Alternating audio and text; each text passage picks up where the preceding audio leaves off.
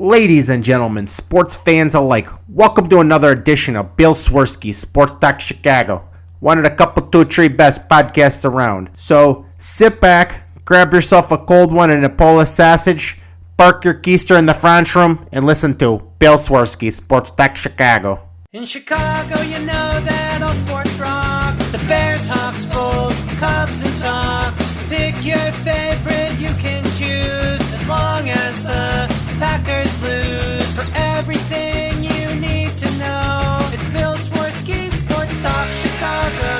Bill Swerski Sports Talk Chicago.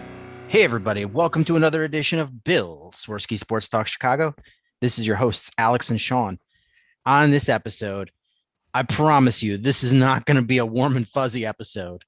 We're going to be talking about the absolute, utter debacle that was the Chicago Bears game against the Browns. We'll be talking about the division champion Chicago White Sox and the Cubs. But first, I'd like to thank our sponsor, the Rockford Ice Hogs. If you're not familiar with the Rockford Ice Hogs, they're the AHL minor league affiliate of the Chicago Blackhawks. What does that mean for you? You get to see the Stars of Tomorrow today at family-friendly, affordable prices. The season is starting very soon. We're just a few weeks away. So head on over to icehogs.com, get yourself a hat, shirt, jersey, sign up for season tickets and more. Tell them Swerski Sports sent you. Alex, before we get into this, do you mind if I just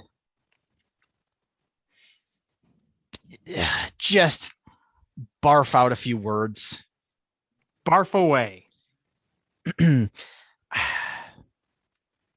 I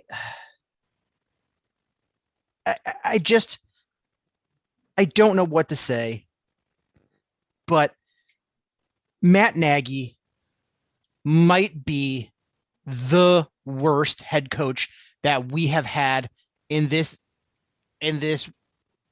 storied franchise history. He is an absolute just waste of breath.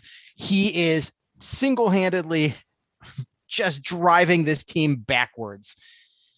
Now, I fully get that Ryan Pace has a whole lot of hand into this. Like, he's an absolute idiot too, but Matt Nagy has some tools in place. He does not have a championship roster, but he has what should be a fine enough team to go out there and be competitive. And what he did today was an absolute disgrace. Absolute disgrace. It is unimaginable how you can be this awful at your job. Your one job is to coach this team and prepare them for Sunday. And what you did was you had an offense that had less yards total in 4 quarters of play than the Baltimore kicker had on his game-winning kick by like 17 yards.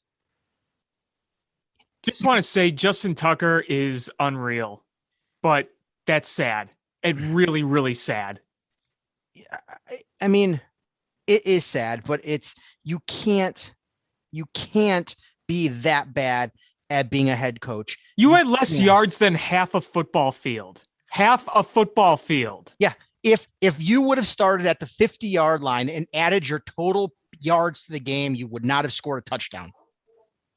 No, you wouldn't have. 47 yards total. 4 quarters of football. You are an NFL team, and you can't even get half a football field's worth of yards. Like, it's almost impressive how bad that is. And you watched this game today, and every time the Bears took the ball, you could tell right then and there, despite the hype of Justin Fields and everything, the Browns were not scared whatsoever of the Bears offense. Not scared at all. And when you get sacked 9 times, that is not only an indication of poor line play, it's an indication of poor coaching. And this is the whole point I'm going to make about this. You remember the first half, right? The defense, Bears Yes. defense looked pretty strong. They were putting pressure on Baker Mayfield, and that's a good offensive line they have there in Cleveland. It's a very good offensive line they have. Yeah, it's probably top 5, at least top 10. And you have a really good feeling about the defense as they're going, but at the same time you're saying, you know what, it's just going to be a matter of time before this cracks if they don't start scoring and give them some rest. You see Khalil Mack and Robert Quinn get big sacks on 4th down to turn it over on downs. So front seven's making big plays. What does Cleveland do?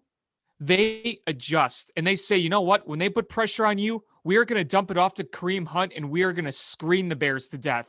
And next thing you knew, in the second half, Kareem Hunt was barreling all over you, whether it was a screen pass, handoff, whatever. That is what good teams do to make adjustments. What did the Bears do? They kept allowing Jason Peters to get bowled over at his ancient age, and Justin Fields was just a sitting duck. They didn't do anything to adjust the way they protected their young quarterback, the future of your team. No adjustments were made.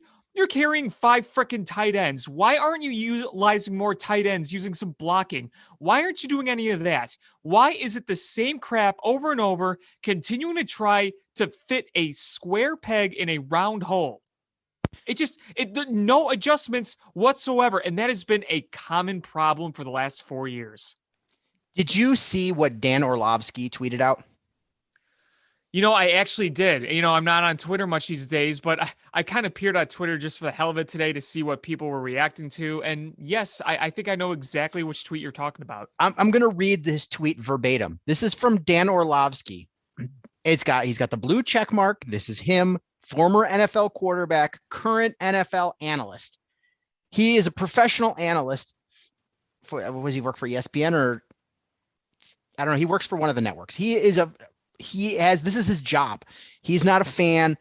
He is a professional analyst and a former NFL quarterback. This is his tweet. Move on from Nagy right now. Period. This is embarrassing and it feels purposeful. Yeah, I saw that tweet. I saw it all right. I mean, you know what I was saying earlier? And I know the score might not quite look like it, nor did the game play out the same necessarily. But you remember in the Mark Trestman era, the absolute low point of that game in Green Bay? You know what I'm talking about, right? Yep, absolutely. This kind of felt like that low moment. I mean, look, we saw the Bears get embarrassed twice by Green Bay last year. We saw them get beat bad other times during Matt Nagy's tenure. But when you draft a quarterback of this pedigree and he's making his first career NFL start and you cannot muster half a football field, that to me is the lowest of the low right there. I'm just astounded by how piss poor this game was. I feel for the Bears defense. They came out, they played hard, they played well until the very end. They were just tired, banged up, and they were on the field way too freaking long. If you can't help them at all with your offense, then what good are you? If you want to hear some stats from today's offense, I mean, the 47 yards is ugly enough. But when you average 1.1 yards per play, you're 1 for 11 on 3rd down, and your leading receiver. Wait, just go back to that 1.1 yards per play against the Browns. I want to add to that. That is the second fewest yards per play by any team in the NFL in this century. I'm not surprised. They had the time of possession on you 2-1. The total yards were 47 for the Bears, 418 for Cleveland. The passing yards, this was a doozy. Cleveland had 203 passing yards. Bears had 1 passing yard. One passing yard. 26-6 first downs. Neither team had a turnover. You sacked Baker Mayfield 5 times. They sacked Justin Fields 9 times. And I believe that was the most sacks allowed by the Bears since that infamous game against the Giants in 2009 with Jay Cutler. It is unbelievable. You know what blows my mind more than anything is that you had a week to prepare. You knew that Justin Fields was going to be your starter. Andy Dalton got hurt. You knew Justin Fields was going to be your starter. And, I didn't expect to win this game. I didn't. But you know what? If you would have seen the Bears, let's say they lost, 26-17, and you saw some things move on offense, you saw some good things, you say, okay, you know what? Cleveland's really good. We're just trying to get into our own. At least we saw some positive things. In terms of the offense, you really didn't see any positive things at all. And very few of it. I mean, of course, you live with Justin Fields' growing pains because that's part of the process. But if you're going to have your QB make mistakes, then give him a chance to make mistakes. He didn't get a chance to make mistakes today. His ass was on the ground, or it just there was nothing there for him. There was nothing functioning, or you have 2nd and 20 and Matt Nagy runs the ball. Here's the thing. Is Myles Garrett was running over Jason Peters all day. Yeah. How many times did they put a max protect scheme in or chip Myles Garrett off the edge? How many times? How many times? None. And that's your young quarterback out there.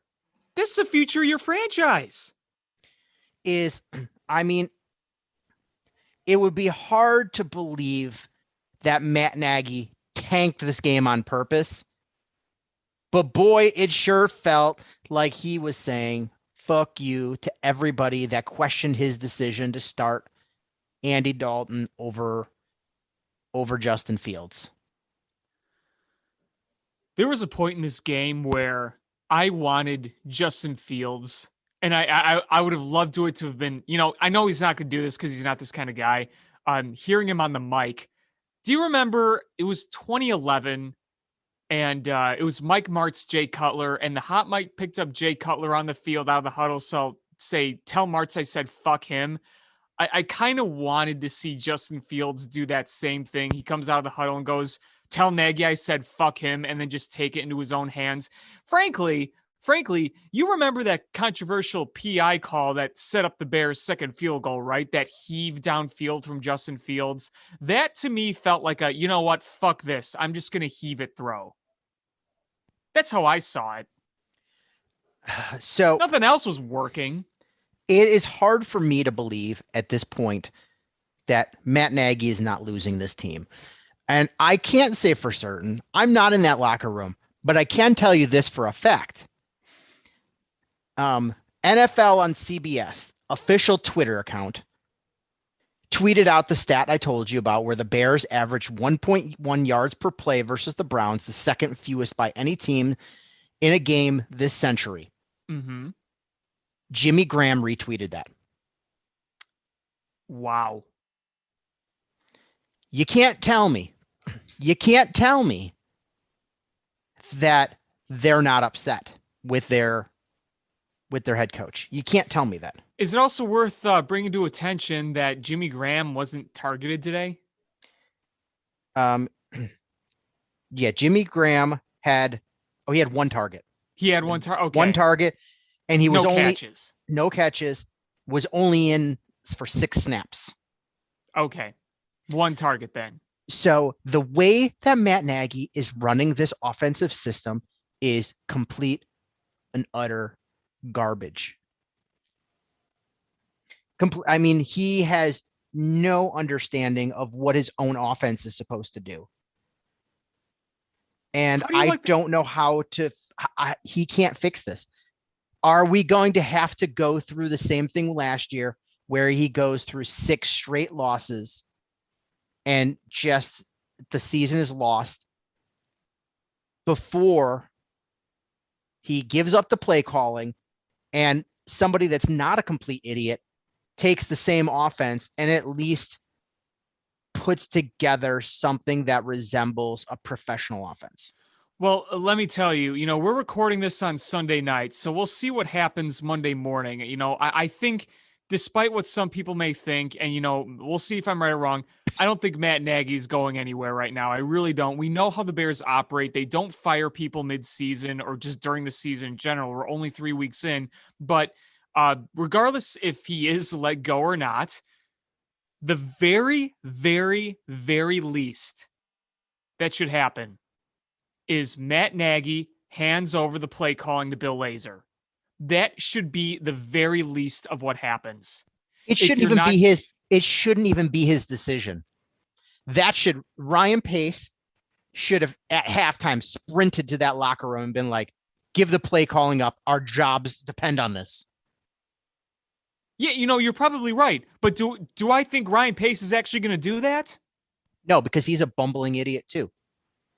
I mean, I feel like Pace and Nagy want to be right. They want to show that their system works. Look, we're year four of this regime of Nagy and Pace together. And you had one good year and then 2 500 years where the offense didn't function. We are in year 4. It didn't function on Sunday Night Football in week 1. It didn't really function after Andy Dalton went out in week 2. The defense won you that. And by God, did it not function this week.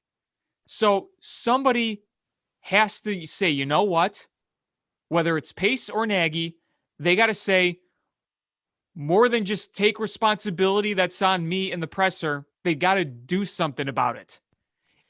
If I were suddenly transported into Ryan Pace's body, I would say, Nagy, hand the play calling over to Lazor. Or if I were Bill Lazor, I would go up to him and say, hey, let me do this. But you know what? I have that feeling nothing's going to change. And you know what's going to happen is that next week, the Bears will, at best, will squeak out a win against the 0-3 Lions, and then they'll try to play off like everything's fine. Yeah, and you know what I'm just telling you, is the Lions played the 49ers tough week 1. They played the Ravens tough today. Mm-hmm. And we're all judging them on getting blown out by the Packers. At Lambeau Field. After a game after they were embarrassed on national television. Right. So, yeah, I mean, the Lions are not a pushover. I mean, they're not good, but they're not a pushover like some may think, in my opinion. So if you don't fix something, you are going to lose to the Lions at Soldier Field next week. And then you are 1-3, and that is not the place to be. That's not the place to be. And, I think Matt Nagy is dog shit, but here's the thing, is last year, Bill Lazor, I'm not saying he's perfect, and I'm not saying that he's the long-term solution, but I think he is the Band-Aid that you can put on until you can figure out what you're going to do long-term. I think Bill Lazor can at least bring some stability. He's a better play caller in game than Matt Nagy. He will at least do some things to fix things mid-game. How many times do you have to see Myles Garrett hanging on the back of Justin Fields before you go, you know what? This doesn't seem to be working. apparently the entire game.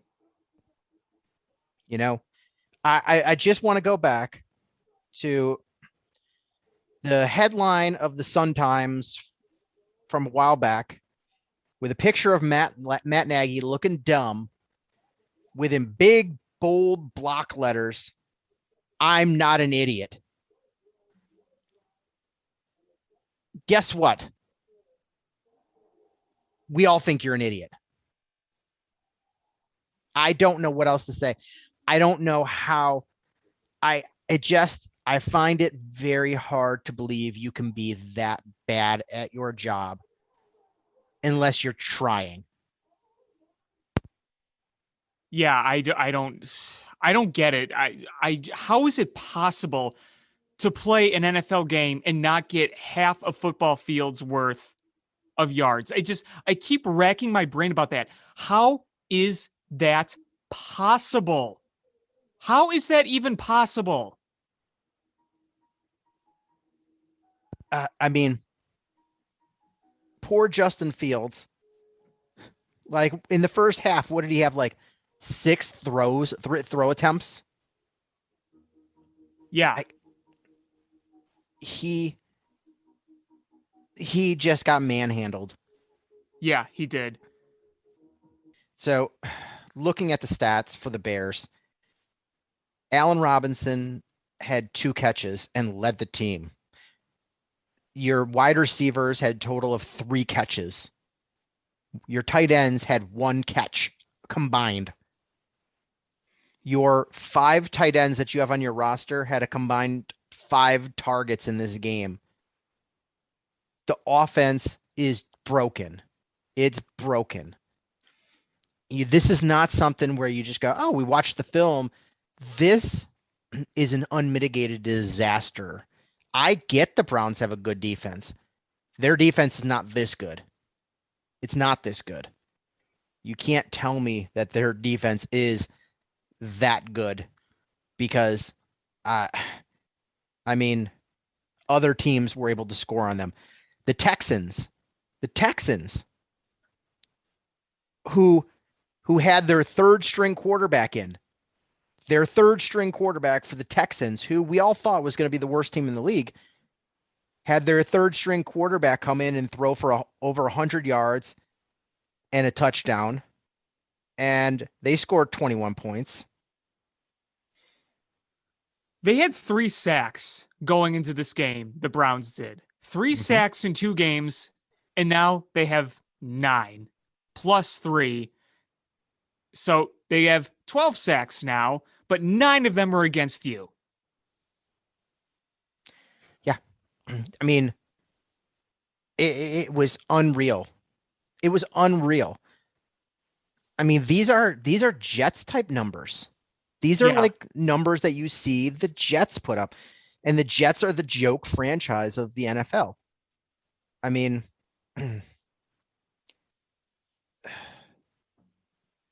I'm looking, and the Jets at least even had better numbers than that. They only gave up 5 sacks to go along with their 162 total yards. So you are in a worse spot than the Jets. I mean, the 6 points the Bears got, one was because they got a big 4th down stop. The other was because they had a very controversial PI call go their way. And, I watched that, and I agree with the PI. You extended your arms. That created the separation. It wasn't a huge shove. It wasn't blatant, but Greg Olson made a point is that even that little extension can alter your body. It created the separation, and he got the interception. And I think they would not have thrown that if there was not an interception. But I think the referees went, listen, that was a close one. The interception completely alters this. And we have to call this. Had he dropped that, had it gone over everybody's head, I don't think they would have called it. I think the interception kind of went, you know what? We can't let this, it was a close one. We can't let it cause an interception though. Yeah. But but the Bears didn't go for it. They were down there and they just made an idiotic play. That stupid, they tried to do a draw play from the shotgun. And the problem is, how are you going to do a draw when the other team is getting that much pressure on you? And how are you going to do a draw when it's almost like a slight delayed handoff? It wasn't even a draw. Like it was like, a half count, and then you just hand it off going the wrong direction. It was a bad play that was executed poorly. I can't, it's one thing if you line up and the other team just blows up your spot. It's another thing that these plays, you watch them without the defense doing anything. You're like, oof, this is not going to work. And it doesn't. And the other thing too is, why not just give your quarterback a chance to throw in the end zone? You know what else really angered me early in the game? It was their first possession. It was after the first turnover on downs. And I think it was 3rd and 2 or 3rd and 1. I want to say 3rd and 2. And you tried to pitch the ball to Montgomery sideways when all you had to do was move forward like 2 yards. Yep. It was You know what 3rd I'm and talking 2. about, right? Yep. It was, you just had that fourth and 5. You got the sack in the first quarter. You get the ball. You have it 3rd and 2. And instead of just shoving David Montgomery down their throat, you try to run a gimmick play and it doesn't work. For 2 stinking yards. I don't understand why this team has to make brain surgery out of getting 2 or 3 yards. How many times do we have to get 2 or 3 yards and they use a play call that goes north to south when all you have to do is go forward? Look at David Montgomery. Look at the way he could bounce off guys and get extra yardage because of his skill set. And yet you do crap like that week in and week out. That to me is a coach not understanding his own damn players. Absolutely. It's not understanding how NFL offenses work. It's not understanding your players. And honestly, I think Matt Nagy's a play calling coward. He went into this game like prepared he was going to lose. That's what it truly felt like. The way he decided to kick that field goal when they were down by the goal line felt to me like, if I can score some points on here and our defense can hold them, I can hang my hat on this loss that we tried and we got some points. Let me point to those points. But if I go for it, what am I going to do? Am I going to point to, well, we tried real hard. There's no points on the board. And that is he coaches like a coward. He doesn't coach to win. He coaches hoping the other team will lose. Look at the playoff game, man. I'm not talking about the Saints playoff game. I'm talking about the playoff game that mattered against the Eagles a few years ago. He's a terrible coach, terrible play caller. And you have a Rube general manager that is absolutely got you in a handcuff position going forward with the contracts he's given out and the way he's kicked dead money down the road. You have a lot of issues with your team, and you're getting old in positions where guys are still expensive. And so you have a general manager that is putting you in a damn pickle, and you have a head coach that can't work with what you got. And that's a bad combination. And like I said, is I think George McCaskey is an absolute idiot coward, and he won't make the call. Ted Phillips has no idea what he's doing. Like, he might be a good businessman. I don't know. I mean, this team makes a lot of money, and he made a lot of money for the McCaskey family. But why is he overseeing all of the football stuff? They've put their trust in Ryan Pace as the number one football guy in the whole organization. He didn't really answer to anybody of his football decisions. So so the thing is, nobody will fire Matt Nagy except Ryan Pace. And they're scared to fire Ryan Pace because they're scared of having to make another decision on a general manager, because that reflects directly on them. Now, if they hire a bad coach, they could be like, well, our general manager hired that guy. And then, our general manager fired him accordingly. Like, okay, then they just go along. But when they have to fire a general manager, all the onus falls to them. They are the ones that everybody's looking at. What are you going to do? Who are you planning to hire? How are you making these decisions? And they end up hiring stupid Ernie Accorsi, who's 200 years old and shouldn't be having any decision making except for what flavor of pudding snack he's going to get in his lunch. And that's what's going to happen. And I think they're deathly afraid to pull the trigger and fire them. That's why those two bungling idiots are still with their positions, because of incompetence in ownership. And I hope to God, like, I really do enjoy families owning the franchises.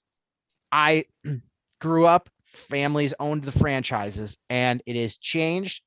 And going forward, you're probably never going to have one family own teams, as people die off, because how does one team or one family buy a franchise that's worth billions of dollars? It's you're not just that you have the $5 billion or $3 billion or whatever to buy the team. Then you need the money to be able to run the team while you recoup your investment. You don't fully recoup it until you sell the team, or you've had it for a long, long time. So, you're going to have some sort of corporate ownership or some ownership group. And I didn't want that for the Bears, but it is becoming very clear that the McCaskey family has no business owning a football team. And I hate that they will not sell this team while Virginia is still alive. And I'm not wishing for that woman to die. But when she does inevitably die, she's going to be 99 years old in January. Something like that. Yeah. I think she turns 99 in January. So we're like a couple months shy of her turning 99 years old. So this is not being morbid. This woman, she's going to go the way of all things at some point. When she dies, the rumblings are that the family wants to sell. The majority of the family wants to sell. And I hope that they do. And my hope is, if they can't be a consensus, that enough of them sell their shares to somebody where they are no longer the majority owners. Somebody takes the majority ownership, fires Ted Phillips, fires George McCaskey, and the rest of the McCaskies decided to keep their ownership stake, just collect paychecks, and no longer have any business with running the team. It honestly feels like, outside of Virginia and George, none of the other McCaskies really want anything to do with them. I'm hoping that's the case. I'm really hoping that's the case. Yeah, you ain't kidding. And I mean, look, we have been in this debacle. We talked about this on this show many times. We've been in this for decades now. For decades. I mean, it's just been bad mediocre season after bad mediocre season with a few lucky sprinkled in good ones here or there. But the problems never stop. They show the graphics every year how many different starting quarterbacks this team has had. How many years it's been since the great 85 Bears, and how many head coaches they've had, general managers they've had, the few playoff appearances that they've had, the playoff losses that they've had. I mean, it's nonstop. It is nonstop bad. And I don't understand how. Well, actually, I do. I get it. They could sit there and watch and say, yeah, it means more to us that they're winning. But you know what the end of the day is? They're getting their profit. They're getting their money. At the end of the day, it's a business. And, they're probably thinking, just like last year, the rationalization was, if we're just good enough to keep people invested so they could give us our money, that's good enough for us. Case in point, last year, the Bears go 8-8 and fall their way into the last seed of the playoffs. That is not good to win a championship. That's not good enough to even win a playoff game, but it's good enough where you say they didn't have a losing season and they play an extra game afterwards. It's really, as long as they're mediocre, then we get an extra playoff game and we get more money and we're good with that. I mean, that's really what it feels like to me. And like you said, they're scared to hire another guy. I mean, look, admitting that you made a mistake and you want to fix it is a heck lot better than trying to make the thing that doesn't work continue to trying to make it work, because it hasn't. It just hasn't. And you can look, there's context in football, especially, is everything, because George McCaskey could easily go out and say, well, our past 3 seasons, we haven't had a losing season. We made the playoffs 2 out of the past 3 years. But you know what? The context suggests that it's nowhere near good enough. Mediocrity should not be your ceiling. And yet, here we are. What I'm curious to see this week, I feel like, obviously, what everyone would hope for is to see big management changes. We obviously know that. Are we going to see it? I'm not counting on it. And if we do, we'll be right back on this show to talk about it. But you can't just stay status quo. As I said earlier in this show, even if it just means giving the play calling to Bill Lazor, something's got to happen. Really, you're beyond accepting this regime as what you need to go moving forward. But if you're not going to make staffing changes, you at least got to give the play calling to somebody else. That's simple. They have to feel that they're on the hot seat enough that this might just happen. The media is lambasting you. Your own players are retweeting it on Twitter. Not just local media, national media. Yeah, national media. Yes, it goes beyond Brad Biggs and 670 to the Score. ESPN, Fox analysts. There were times when the guys on the broadcast today were just flabbergasted with what was going on. And rightfully so. And, I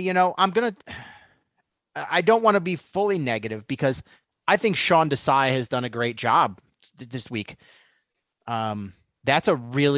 My concern was, could they stop this Browns offense long enough? Because you've got a good passing attack. You've got a really good offensive line.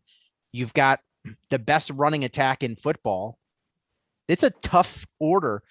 And I thought the only way they could really stop them was make them one-dimensional by taking away the run, by putting the pressure on, scoring points. And you scored next to no points. And the Bears defense was able to hold strong. And at the end, the big difference maker was they were geared up to stop Nick Chubb. And they did a pretty good job of stopping Nick Chubb. Yeah, they did. They did. And it was Kareem Hunt. I'm not Kareem. Was it? Yeah. Yeah, Kareem Hunt. Kareem Hunt came in there and broke tackles and used that speed and that, giving that different gear look just threw the Bears for a loop. And that ended up being the big difference maker. That ended up being the difference maker is Kareem Hunt had a lot of yards from scrimmage, whether catching passes or running. And that was the difference. And I don't blame the Bears. When the other team runs that many plays and has that much time of possession because your offense is so inept that I don't know what else to do. And you saw some cool things from Sean Desai is they took far and away their best cornerback in Jaylon Johnson, and he shadowed Odell Beckham Jr., who is healthy. And when he's healthy is one of the better wide receivers in this league. And Jaylon Johnson did a good job. Yeah, he almost had a pick today. I mean, it was a really good play. And there was another one where Odell Beckham got a big catch, but it should have been offensive pass interference. He helped him. He helped, Jaylon Johnson's momentum carry him past him so he could, make that catch. But it was a smart move, and it's one that you don't see very often from the Bears defensive coordinator is just shadowing a guy and trying to take that guy away as much as possible. And for the most part, it worked pretty well. They really did hold Baker Mayfield to under 250 yards. Odell Beckham had 77 yards, but 26 came on that one pass that should have been pass interference. So really he should have been about 50 yards and 4 catches. He had no touchdowns. I think that was a pretty good win on the part of that play calling. You saw Robert Quinn get a lot of pressure. Mm-hmm. Akeem Hicks got a lot of pressure. Mm-hmm. You saw Khalil Mack getting pressure. You saw them getting by a good offensive line. And it was finally Kareem Hunt and then the screens. And the screens where the Bears defense had to be aggressive. They just had to be because they had to do something because the offense wasn't helping anything. Right. And again, like I said earlier, that's also part on the Browns of making adjustments. They're getting pressure on us. We'll just dump it off to Kareem Hunt and use that screen.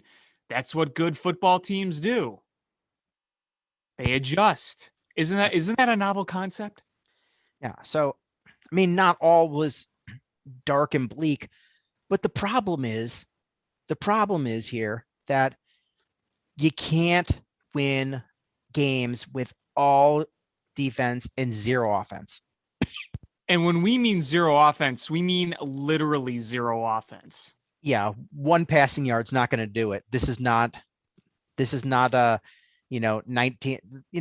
Great Depression era football. I think George McCaskey thinks it is. My grandfather would have liked us to not run any pass plays and only run the ball. Exactly. Talking about Justin Fields, because we haven't really talked much about Justin Fields. Like I said earlier, it's hard to make mistakes and learn when you don't really have a chance to make mistakes and learn.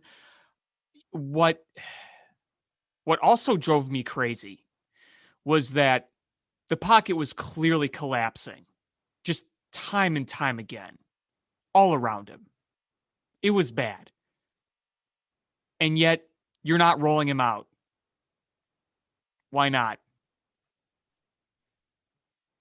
Why not? I think that was everybody's question is why are you not gearing your offense to the players you have? That's when he's at his best. You kept telling us, well, you couldn't get your offense into place because you didn't have the right quarterback.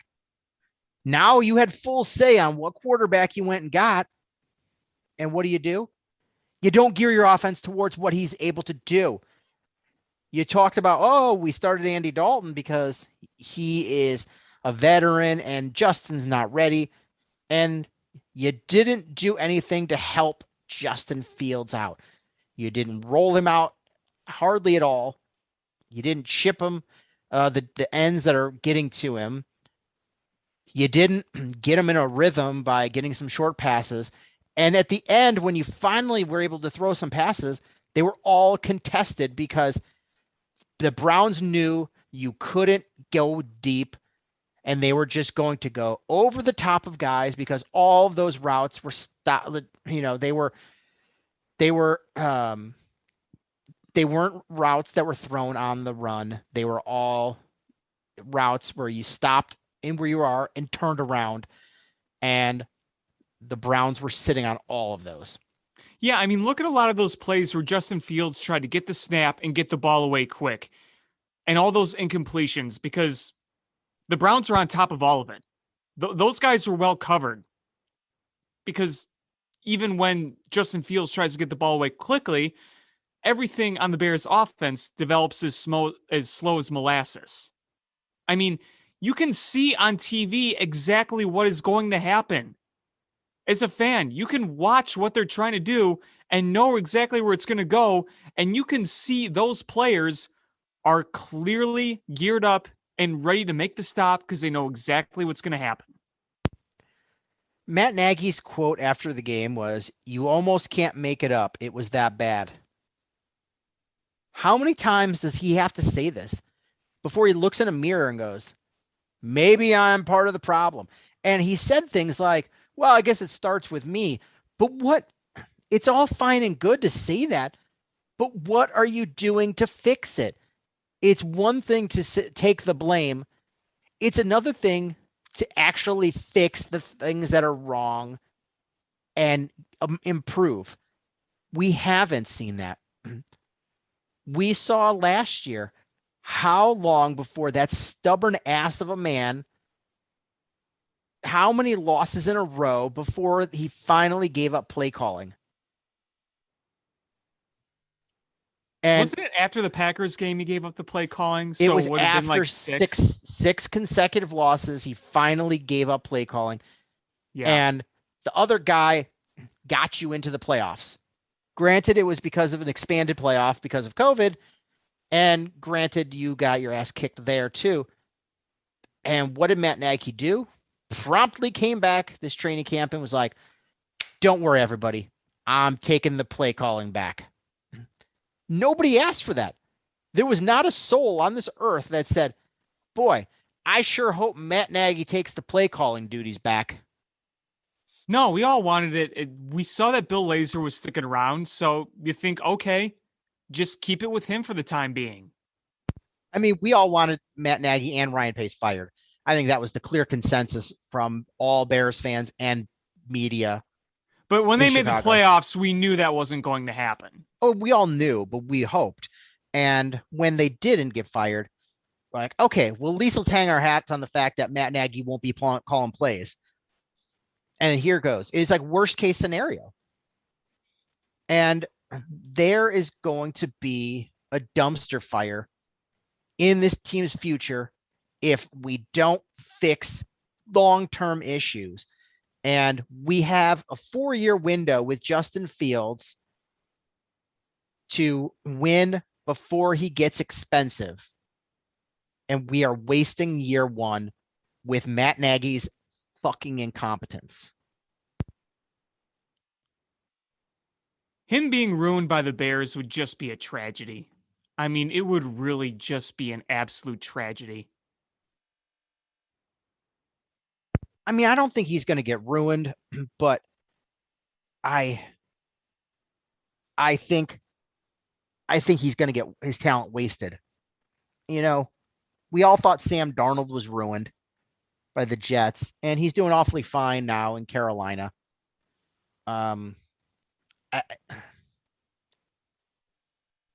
We just need an offensive-minded coach that's not a complete idiot.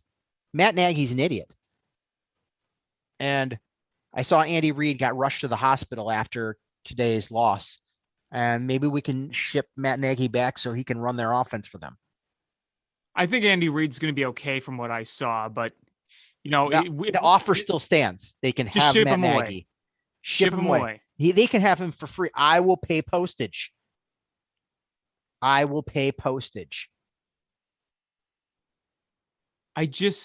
know what really just blows my mind about all of this is year one, even after the playoff loss, I will just never forget going into 2019 with so much optimism. Whether it was Mitch Trubisky or the way Matt Nagy was coaching, he comes in year one, wins 12 games, wins a division, and there was so much optimism. And now the last 3 years have just been torture. I mean, remember how bad John Fox era offense was? I almost miss the John Fox era offense. That's how bad it is. And that's how sad it is that our standards are being compared to that. That you go from, defensive-minded Lovie Smith, who, to his credit, had a lot of success here, to Mark Trestman, who year one had a great offense and then failed to adjust in year two. Then you have old conservative John Fox, and we're at the point where people are comparing Matt Nagy to them. Like, remember John Fox reminds me of this. Remember Mark Trestman? Is he worse than Mark Trestman? That's where we're at right now. You asked me a few years ago if we were going to compare Matt Nagy to Mark Trestman. I would have said, are you nuts? And yet here we are. I mean, I wish I would go back to the Mark Trestman offense in 2013. Yeah, just not the defense that cost us the division. Yeah, that defense was bad. It was bad. I mean, but yeah, I mean, honestly, the other thing that you look at too is, as you said before, some of this falls on Ryan Pace. And you look at what Matt Nagy wants the team to do versus what the team is capable of doing. You're trying to make Allen Robinson make Kareem Hunt type moves, when Allen Robinson is a number one guy who's supposed to be a target downfield. And yet you're just trying to dump the ball off to him, hoping that he can evade and twist and bounce off guys and get extra yards, when that's not the type of guy he is. And yet you keep trying to do it. The one first down conversion that they had on offense all game, the entire game, you had 1 third down conversion. And that was a nice little dump to Allen Robinson, who was able to spin and go forward a little bit. And you're trying to do that all the time. It's the fact that the announcers are saying, I can't believe we're saying this, but that is such a big play for the Bears to get simple first down on third down. Yeah, they were like, that's the biggest 12-yard gain that, they could have imagined. Yeah. And that's where we're at. I'm quickly looking at the first season under Mark Trestman, because Mark Trestman only coached for 2 seasons for the Bears before he got fired. Right. These are the scores of the games that he, in the games he coached. Let's see. The Bears scored 24, 31, 40, 32, 18, 27, 41, 27, 19, 23, 21, 20, 45, 38, 11, and 28.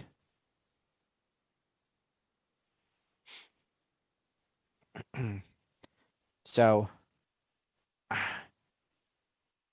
I don't know what, like legitimately how can you say that Matt Nagy is a better coach than that? And I looked, and in the vote for who is the worst Bears coach in the history of the franchise, literally the last 2 places on there are John Fox and Mark Trestman. And once this is all said and done, Matt Nagy is going to be right there. So the last 3 head coaches you've had are the worst 3 head coaches you've had in the history of your franchise. That's terrible. How do you do that? Especially after Matt Nagy got off to such a good start. It's kind of amazing how that all unfolded, because You look at Mark Trestman, you blew the division on the final play of the year, and then you had an absolutely embarrassing year the year after that. And John Fox. John Fox wasn't a good coach for the time, but at least you could say the guy had a good resume as a head coach overall. He was just, he was past his type of coaching days. The game had evolved. He was stuck in his old ways, and he took over a rebuilding roster. And then you think you have your solution, and after a year, you looks like you do have your solution, and then it ends up all being your solution. I think it's sad, and it's amazing that Lovie Smith, for all the crap we gave him towards the end of his tenure, he's been far and away the best coach they've had since Mike Ditka. I mean, he's the only other coach to bring them to a Super Bowl. Lovie Smith had 3 division titles, and from 2005 to 2012, 1 losing season. And even Lovie Smith would have handed over the offensive play calling duties. Yeah. Boom. Yeah.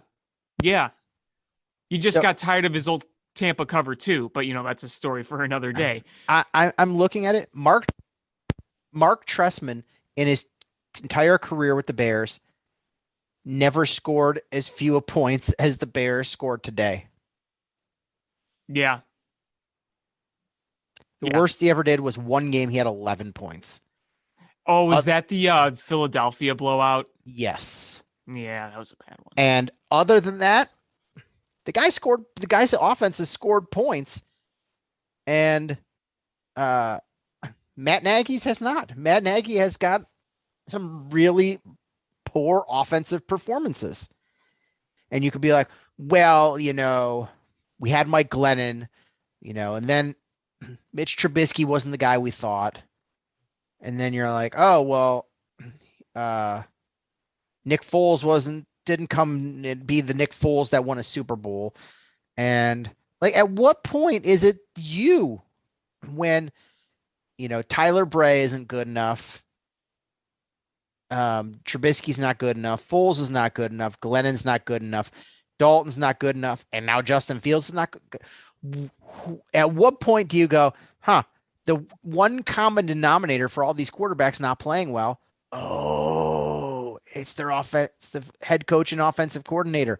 / play caller. Maybe he's the problem. Ding, ding, ding, ding, ding. It's unreal that we are in this predicament, and ownership and the front office can't be like, we have a problem here. They're too scared to. Like you said, they're too scared to. How many times can you get embarrassed over the years? I mean, listen, over the past decade, how many times have the Bears been embarrassed? Just either on a national level or a more local level. I mean, at the end of the day, you're the Chicago Bears. You're always going to be talked about nationally. But, I mean, whether it was the last days of Lovie Smith, Mark Trestman, John Fox, or the past few years of Matt Nagy, you can make a list of how many times you were embarrassed. You don't need to write anything down for playoff wins because you don't have any over that stretch. I mean, if you're just honest to God, if you are the owners of the Chicago Bears, if you are the McCaskey family, I just, how can you keep watching that? How can you be Virginia McCaskey and just go out there and watch this year after year? And then, you say you're pissed off, and, I get it. She doesn't really make any of the football decisions these days. Does she even say she's pissed off? Or it's like George is like, my mom said she was pissed off. Well, yeah. And, at what point do you just be like, you know what? My mom really doesn't have a lot of time left on this earth, and she really wants to see this team win. And I get tired of seeing her go to every game and watch them be bungling idiots. Like, maybe I'm just going to pull the trigger and hire and rehire somebody for general manager, and then let them bring in their head coach. It just seems too smart for me. But who am I? I didn't inherit a NFL team, so I can't help but wonder what would have happened last year had the Bears not made the playoffs, had the Bears not finished 8-8. Let me get your opinion on this. Let's say last year they finished 7-9. Do you think anything could be any different? no. I think in order for them to get fired, they would have had to, if they wouldn't have made that play calling switch and Matt Nagy would have coached their play called the whole year, I think that would have done it. But we're they made the play call switch. They turned things around. They won enough games to eke into the playoffs. I think I'm not sure where that cutoff was, and I don't know if they know either, but it was somewhere in between 6-game losing streak that would have continued, definite firing, made it into the playoffs, not fired. And I don't know where the line was in there. And I think the whole time they were like, please, let's do something so we don't have to fire them. And so I think that line was a lot closer to, not firing anybody than it was to firing people. Because, I mean, Ted Phillips has been the president and CEO for what, 23 years now? He's been there a while, at least 2 decades. Yeah, over 2 decades. And he's on his 3rd GM. I think Ted Phillips has been with the team. I'm not saying in his position. I'm just saying with the team since like the 1980s. 83. 83. Yeah, that's what, nearly 40 years now. It's unreal. It's unreal that we're at the point that, we're just begging for them to wake up and fire people that are And terrible it's at their week jobs. 3. And you know what? Here's the thing. There's some people that'll be like, hey, listen, it's still early. Yeah, it's early in this season, but this is what, year 7 of Ryan Pace and year 4 of Matt Nagy. We've seen enough of those two. It's early in this season. It's early enough to right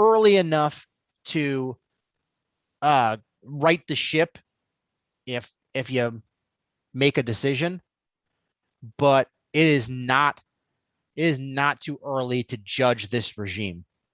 And Not at all. And it's not just looking at past performance.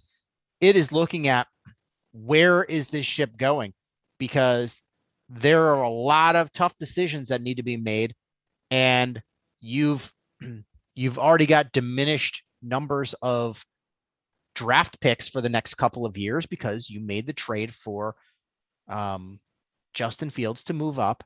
So you have to make do without another 1st-round pick next year. So you have less picks, you have financial decisions that need to be made, and you need to get a team around this young player.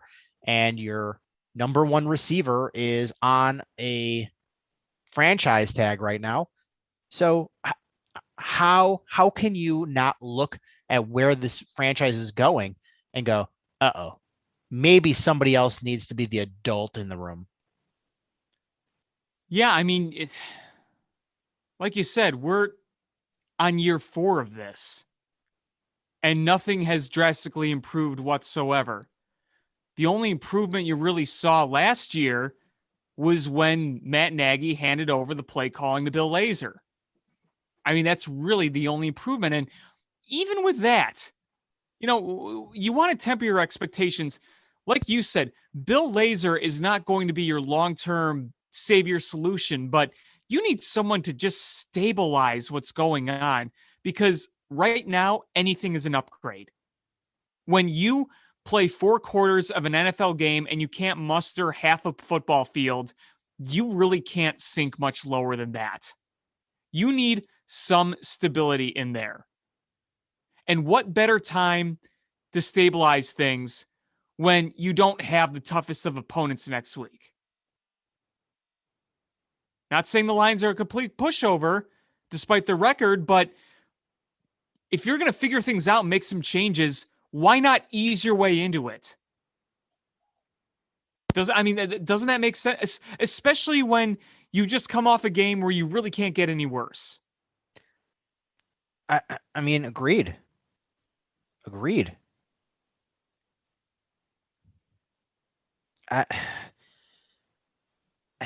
I mean, I would love to go wake up tomorrow morning and to a press conference that Ryan Pace is like, we've decided to part ways with Matt Nagy, and Bill Lazor will be the interim head coach. I would love to see that. If we do, we'll have to have another show. Oh my God. You would see me in a full leprechaun apparel, dancing with a pipe in my mouth and a fiddle around a pot of gold. That would be me being so happy. And I'm at the point now where I dislike Matt Nagy as a human being. He's so bad at his job. And I don't like that I have to feel that way. I don't like that watching the Bears is no longer fun because of Matt Nagy. It is a chore and it is hard. I would like to go back to enjoying it. And you know what, honestly, is if they were mediocre, where you're like, oh, hey, you know what? They might not win a lot of games, but they're in most games and they're fighting till the end. I would even rather see them go 0-17, but never lose by more than 5 points.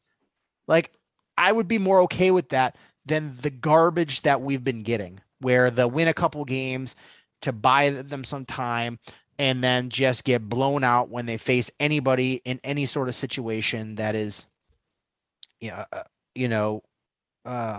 good, a situation where they're facing a good team or in a real position of, of being able to show who they are on a national scale. Like, it's fucking frustrating. It's every Sunday. It's just like, I'm sitting here in my Justin Fields jersey going, man, I just want to see a good quarterback on the Bears. And Matt Nagy's like, what I'm going to give you, dog, is 9 sacks. The wrong way. Not we get 9 sacks. We get sacked 9 times. That's what I'm given. And I just, it's not fun. It's not fun to watch. It might sound like we're being negative, nothing but negative Nancy's on this podcast, but like, I don't know what else we're supposed to do. How can you be positive about this? There's no way you can be. I don't know how you'd come on the show and be like, hey, that was a real tough game. They played their best. Everybody had a swell time. Golly gee. Like, no. Why? What does that help anything? No, it doesn't. And you know what? You talked about competing, legitimate competition. Let's look back since the start of 2020.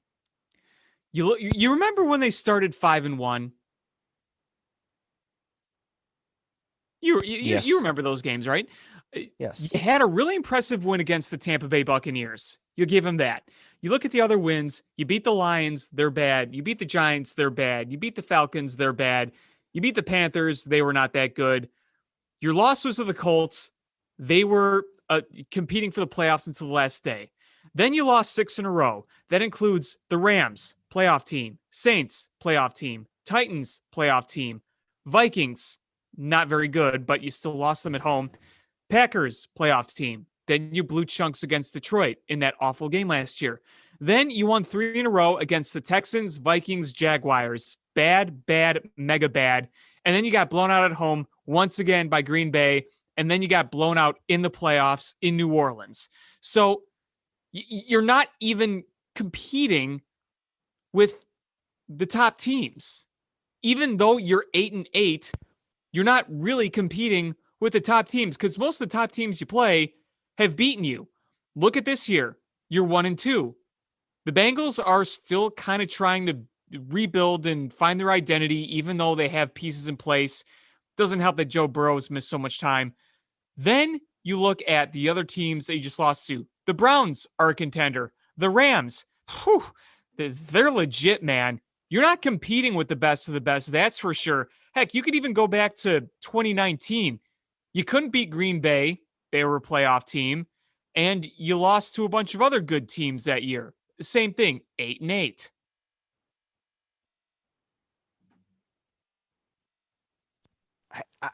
I'm just frustrated.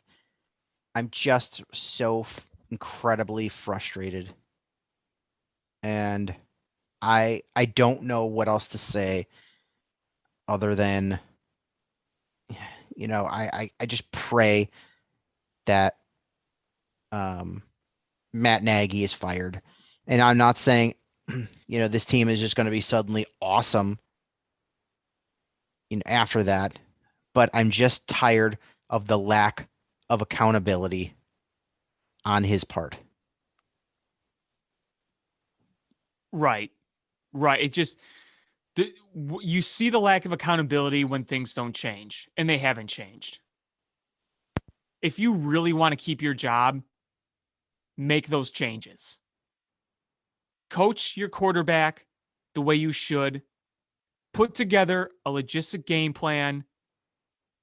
Give your play calling to Bill Lazor. Stop trying to turn something simple like a 3rd and 1 and try to make it into a brain surgery session.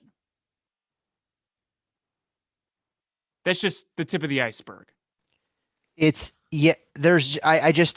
don't know how you start being accountable at this point in the tenure of this head coaching regime.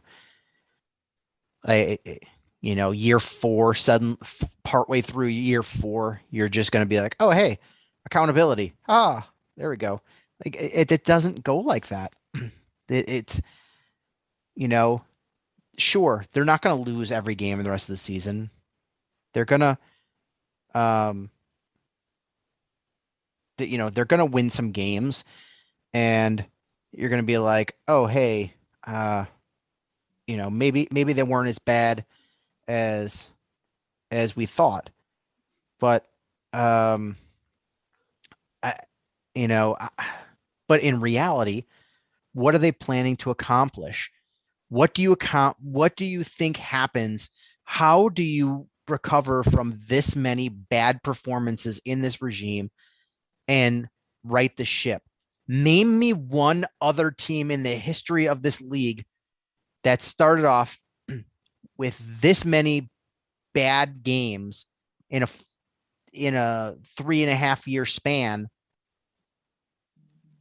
and turned it around and afterwards. I can't think of any. The NFL is a very unforgiving league. When things go awry, changes are usually made fairly fast. As well they should.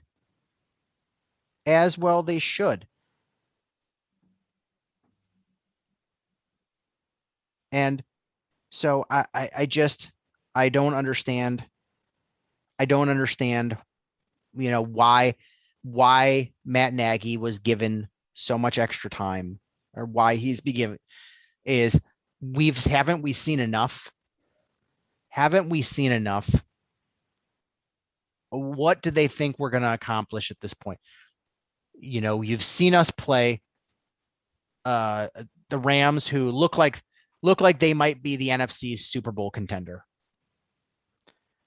Then they just trounced the Buccaneers. And a true Super Bowl contender with the Browns. We've seen what happens when we play both of those teams. We get annihilated. absolutely manhandled in an embarrassing fashion. Yep. Those are the team those are milestone markers. You measure they're measuring sticks. You measure yourself against that.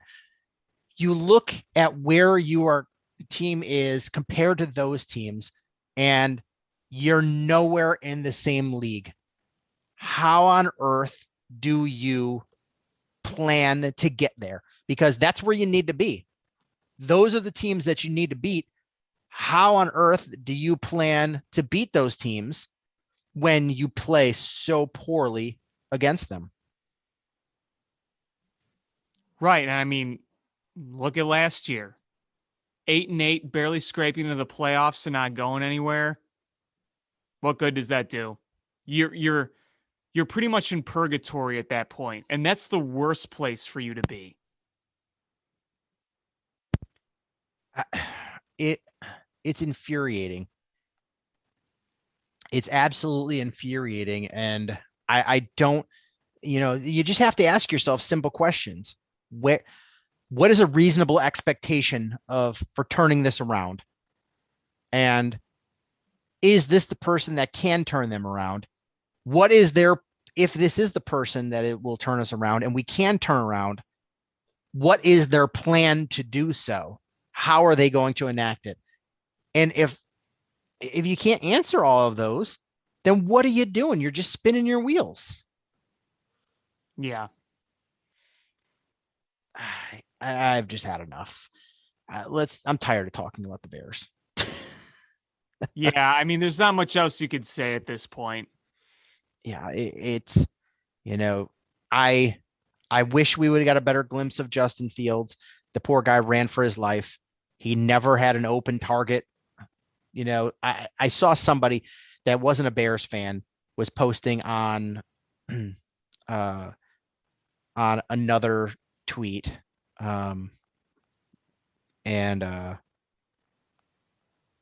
He posted a picture of a wide open Darnell Mooney like 40 yards down the field on the and it was on a play where Justin Fields was rolling out, and he didn't roll out. It was not a design rollout. He had escaped pressure and started running towards the right side of the field, to his right. Darnell Mooney is running currently diagonally towards the left sideline. And so he expected Justin Fields to not only catch that glimpse of him being open 40 yards down the field while he's running for his life, but then to also hit him in stride. And in his first NFL start, I'm like, that's a ridiculous ask, number one. Number two is, if you watch the game, there was so little time for him to do anything. I don't know how else to explain to you, if it would have been a designed rollout and he didn't have, wasn't running for his life and he missed it, that's another story. Rolling out, sure, he's got the arm strength to be able to hit that throw, but I don't know what he's expecting to do when he's running for his life. He's looking for somebody I'm sure in his mind, he's looking for somebody on his half of the field and the short to medium range as a dump off, because he is running for his life and he's just trying not to lose yardage. He's not looking for the home run. Right. Let's talk about something positive. The Chicago White Sox have officially won the division. It is official. The White Sox are champions of the division. It's got to feel nice to kind of just have that finally checked off. You knew you were going to do it for a while, and even though you knew you were going to do it, it was, you were still just trying to get there, and it's nice to finally have that checked off so you could say, all right, we have this division clinched. Let's just try to get healthy for when it really matters. Right. And what you're trying to do is this team especially, you're trying to get healthy. You're trying to get that bullpen aligned.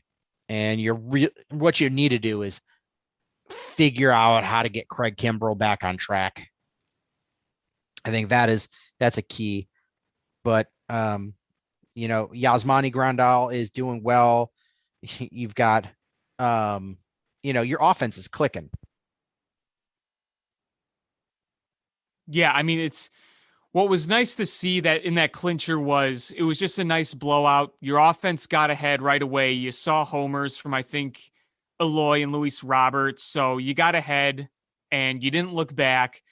And that's exactly what you want to see. That's you want to carry that good vibes going into the playoffs to get your offense going, to have your pitching healthy.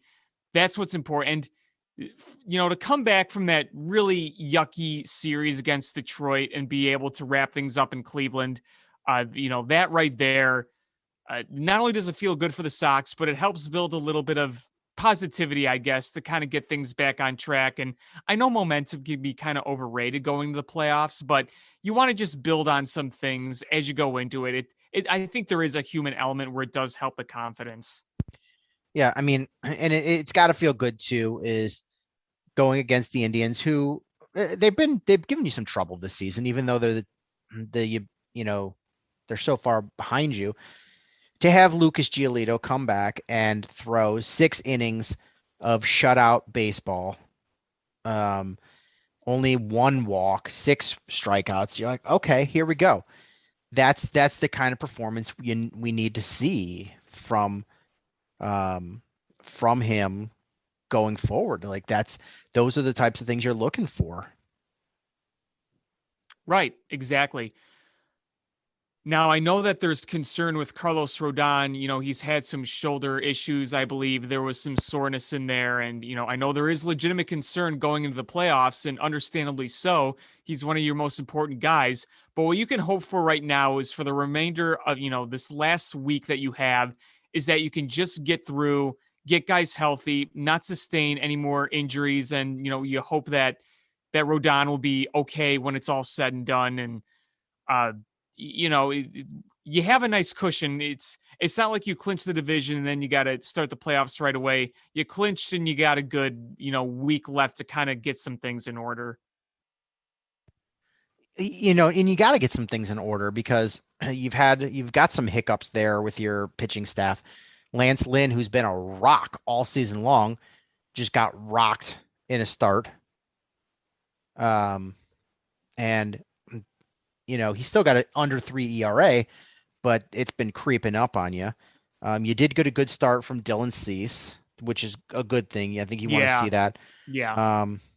You're not. Reynaldo Lopez did okay against the Indians, but he's not a non-factor for you going forward. You had a bullpen start where Kopech looked good for you. But you're trying to figure out some things here with your pitching staff. Dallas Keuchel still not looking great.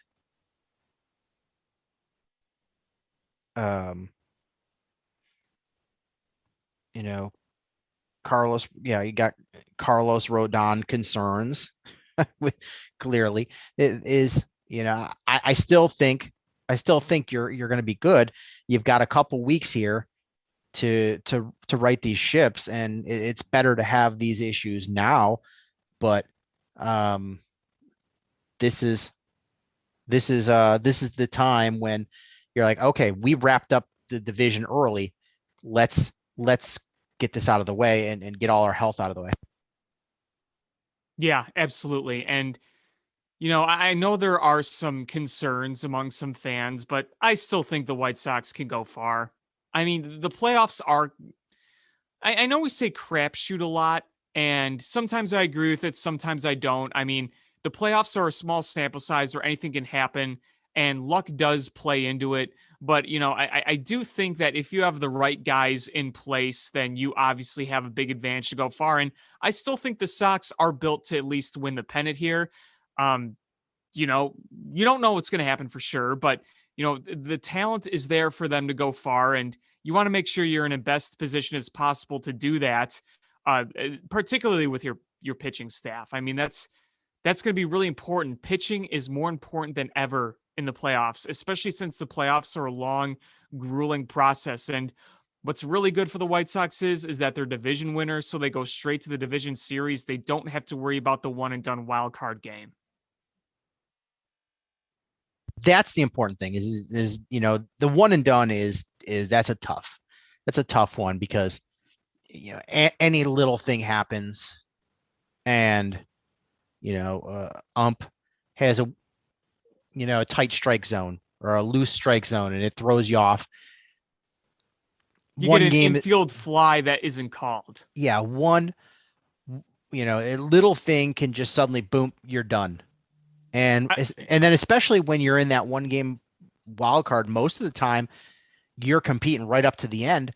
You can't even what if you get stuck? You're like, crap, man, I got to throw my number 4 out there against their ace. That's just bad luck, Right. I mean, remember when the Cubs beat the Pirates in 2015? That Pirates team won 98 games. You can win nearly 100 games and be out of the postseason in 3.5 hours.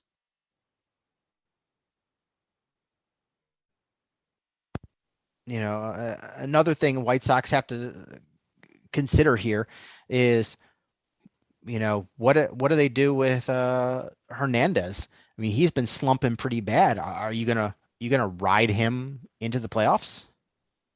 Well, who else are you gonna put at second? Danny Mendick? I guess you could go with Luis Garcia. I think, that might end up being your choice. Since joining the White Sox, Hernandez is slashing 222, 299, 283 in 49 games. Yeah, he got off to a really good start with the Sox, and then it kind of just faltered a little bit. Kind of strange, but yeah. You've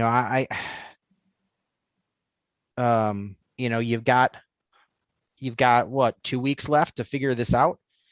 Does he turn it around? Do you view Luis Garcia as an everyday player? Do you play matchups? Luis Garcia has been hitting decently lately. Yeah. And, you can pretty much rely on him to do the basic things over defensively. So I don't know. I mean, I think at worst, you have to look at them as splitting time, right? Yeah, I think that's reasonable. I don't know.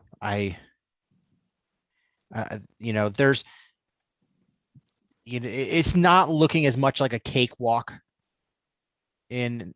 I don't say cakewalk it lightly, but it's the White Sox at one point looked like absolute juggernauts with that pitching staff. Between injuries and some hitting issues, they're still a very good team. It's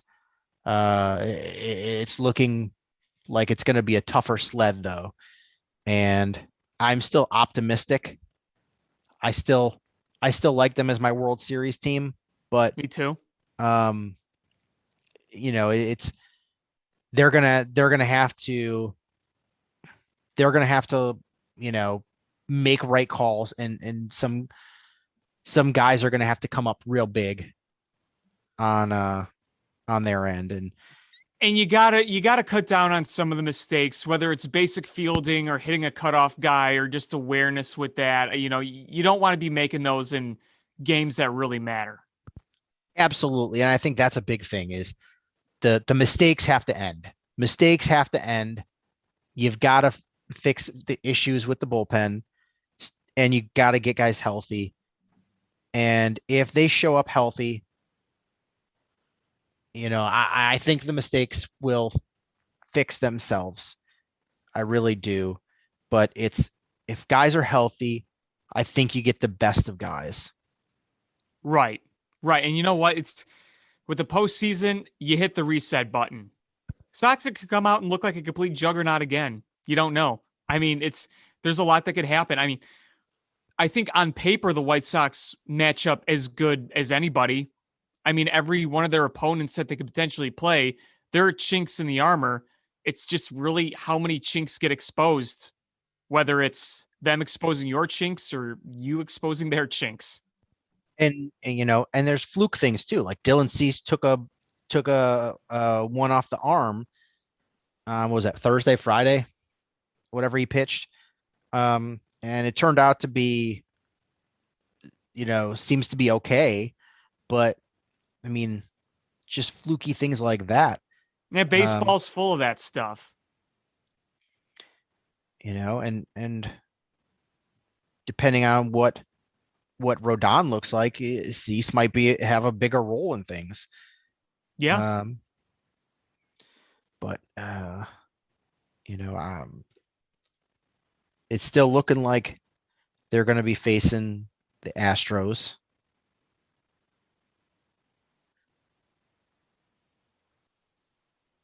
Looking at the latest MLB playoff picture. As of 13 hours ago, yep, it is still White Sox versus Houston. I'm guessing that's probably going to stand that way. Houston's good, but they're not invincible. No. I mean, there's a reason that they don't have the best record in football. There's a clear reason. In football. I'm sorry, football. I'm watching the Packers 49ers game. Yeah, so am I. I'm watching a competent offense. Yeah. Do things. But there's a reason that they don't have the best record in the MLB. And they're far from it. So they've got a good team, but I still think the White Sox are better. Yeah, I think so too. I think on paper they are better. Man, just a matter of will the playoff experience come in? Again, it's in baseball, a lot can happen, but I think the White Sox can match up with them pretty well. And man, they're run out of real estate, but man, I'm really rooting for Toronto. Yeah, me too. I would love to see Vladdy Jr. in the playoffs. I don't care who they knock out, Boston or the Yankees. I don't care. It doesn't matter to me, but I just want them to knock one of them out. We see Boston Yankees all the time. I'd love to see the Jays. I feel like they play all the damn time. I'm tired of it. Yeah, agreed. And this is a bit more of a likable Jays team than a few years ago, especially with Vladdy. So yeah, no, I think, I don't know. Major League Baseball is probably like, on the one hand, we could get Yankees and Red Sox, and everybody likes Yankees, Red Sox, right? Everybody, the whole world. And the other hand, they're like, we got to get our young stars in here. Got to get our young stars. Yeah. So I don't know. I'm still, I mean, there's about 7 games left or so. And the Blue Jays are a game and a half out. I think that's the beginning of the end. You can almost eliminate the Oakland and Seattle. It is, but Toronto's at least hanging in there. You want to know what I'm really salty about? The fact that St. Louis is going to make the playoffs. Yes, 16 in a row. When they look dead in the water again and again, they're going to go on a miracle voodoo run to the playoffs.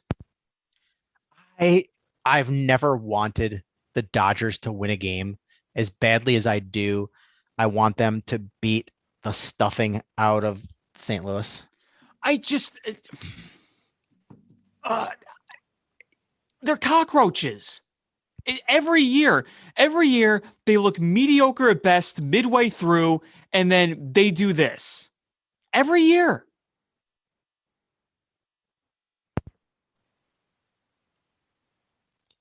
It's funny. I saw somebody somebody made a tweet. I don't know, back in January, and it said the Padres are absolutely going to win the World Series, and you're an idiot if you don't agree or if you don't think so. And they completely collapsed. And there's any number of people that could just make dumb claims like that. But the funny part is this person also trolled somebody else for, denying the Padres. And if you looked at their profile, they don't have very many tweets, and they only have one person that follows them.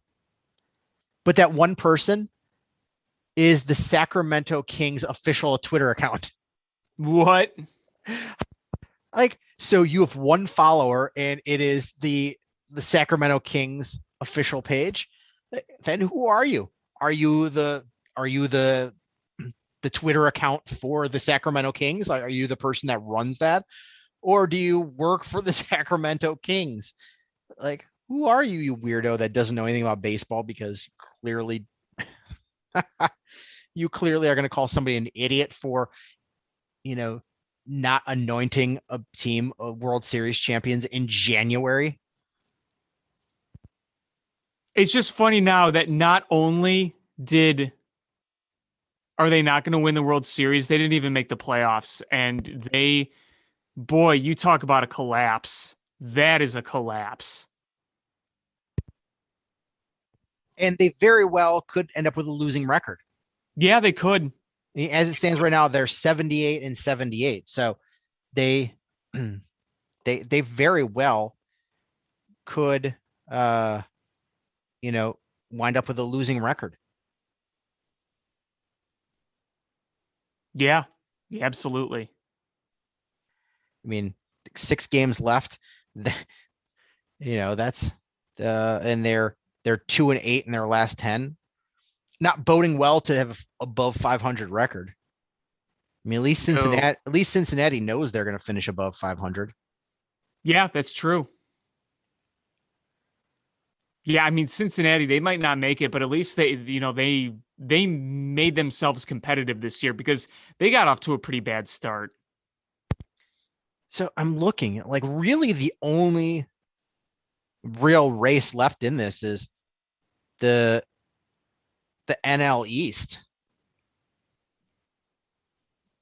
Because it's between the Phillies and the Braves. Yes, and one of them is going to win the division. The other one will watch the playoffs from home. Yeah, because of the Cardinals. Yeah, the Cardinals. The Cardinals pretty much are going to eliminate either one of them from the postseason as a wild card. Yeah. So it's hopefully the Braves and Phillies play each other. Who does Atlanta play their last couple games? Schedule. And what do you know? Their next 3 games for Atlanta is against the Phillies. Ooh, that'll be good. Yeah. So that should be interesting to say the least. And then who do the Phillies have after the Braves? The Marlins. So Atlanta has 3 against the Phillies, 3 against the Mets. And Phillies have 3 against Atlanta and 3 against the Marlins. Man.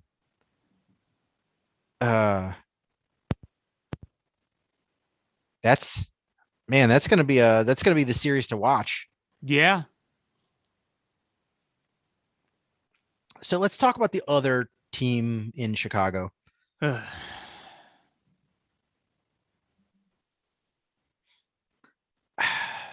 don't know what to hang my hat on. I've just been paying attention to Brennan Davis, honestly. But what's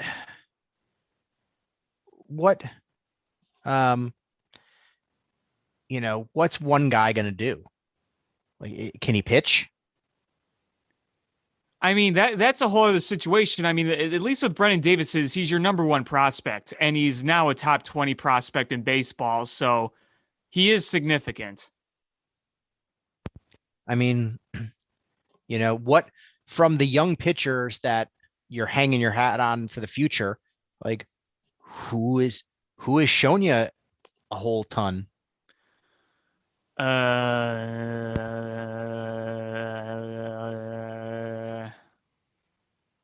I think the most positive thing I could say is Albert Alzolay is a reliever.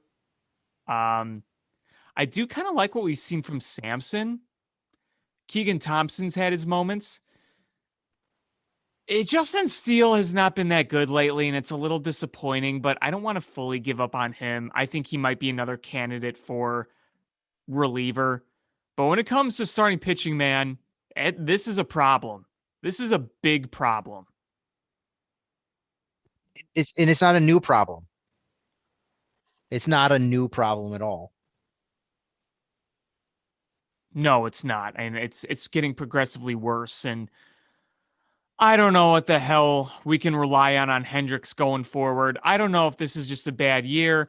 I don't know if the league has finally figured him out. I don't really know, but Kyle Hendricks this year, unlike every other year where he's been so good, has been so bad.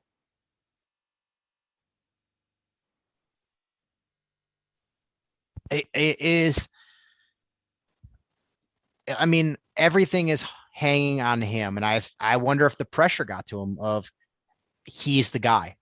There's nobody else. He's the guy, and that's a possibility. He's always had a Jake Arrieta or a John Lester or a Yu Darvish or somebody else there, even when he was given, even when he was given, opening day starts or whatever, home opener honors to pitch, or, he was pitching well in the playoffs, there was always a star above him. And he was the afterthought guy. And now he literally is the only named pitcher on this roster. And I don't know if that got to him or if the league just figured him out or what. Well, hear this out. Hear this out. You made the point of them having somebody else, having that guy. And, that might apply, but not necessarily mentally against him. I'm thinking of batters had to go from facing electric Jake Arrieta stuff or electric Yu Darvish stuff or John Lester stuff to switching to him. Going from Yu Darvish's 98, 99 mile an hour fastball or going to those hard moving cutters from John Lester or dipping sliders from Jake Arrieta to going to off speed stuff by Kyle Hendricks, that's tough for a team to adjust to. Now when you face the Cubs, you're basically like, all right, you're going from facing junk to facing junk. And it might be just a heck lot easier to adjust to that. I mean, does that make sense? That's a real possibility. It's an absolute real possibility. I mean, what Kyle Hendricks will tell you is that he's just not executing. Maybe there is a mental aspect to that. I don't really know. Either way, I don't have a solidified answer. I really don't. But that's the thing is pitchers are always going to be like, oh, I just need to execute better. John Lester, when he was throwing junk, would be like, I just need to execute better. That's just player speak. It doesn't mean anything. If you watch, it's like the numbers don't lie. It's not just, oh, I'm got to execute. Is guys are ready for whatever you're throwing. And you can't say, well, I just got to execute when it's been the whole season long. Yeah. Yeah, I know.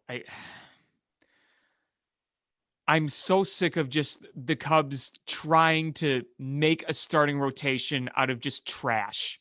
And when I say trash, I mean just slow junk ball moving crap. When you see every other rotation in baseball with a slew of flamethrowers and guys that throw stuff. And the Cubs are like, let's roll with our 88 mile an hour throwing fastball guys. I'm sick of it. And that's what we're going to get. And, Jed Hoyer came out and said that they were planning to be aggressive in free agency. But number one, waiver claims, reclamation projects, minor league deals. That's what it'll be. It'll be, they'll be aggressive, and maybe they'll pick up some of the second wave free agents. They're not getting anybody that is an elite guy that will lead this team. It's going to be that, the second wave free agent guys, that's who they're going to get. And you can say that's aggressive, but I don't know. You can't say that kind of stuff is aggressive when you have a huge budget to work with next year. I mean, they're going to have virtually no payroll outside Jason Hayward and Kyle Hendricks.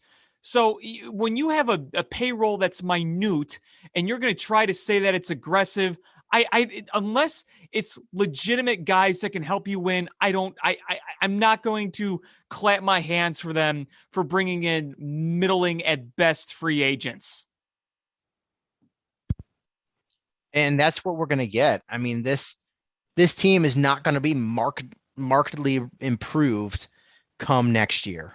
It's just not. No, I mean, could you get a little better and be decently competitive? If you make the right moves, I think so. I think you can. But if you're going to try to turn it around and be a contender, yeah, dream on. That's not happening. I mean, look, you look at this roster and all right, so you're gonna next year, you'll have Nick Madrigal at second base. Mm-hmm. Which is It's significant. Yeah.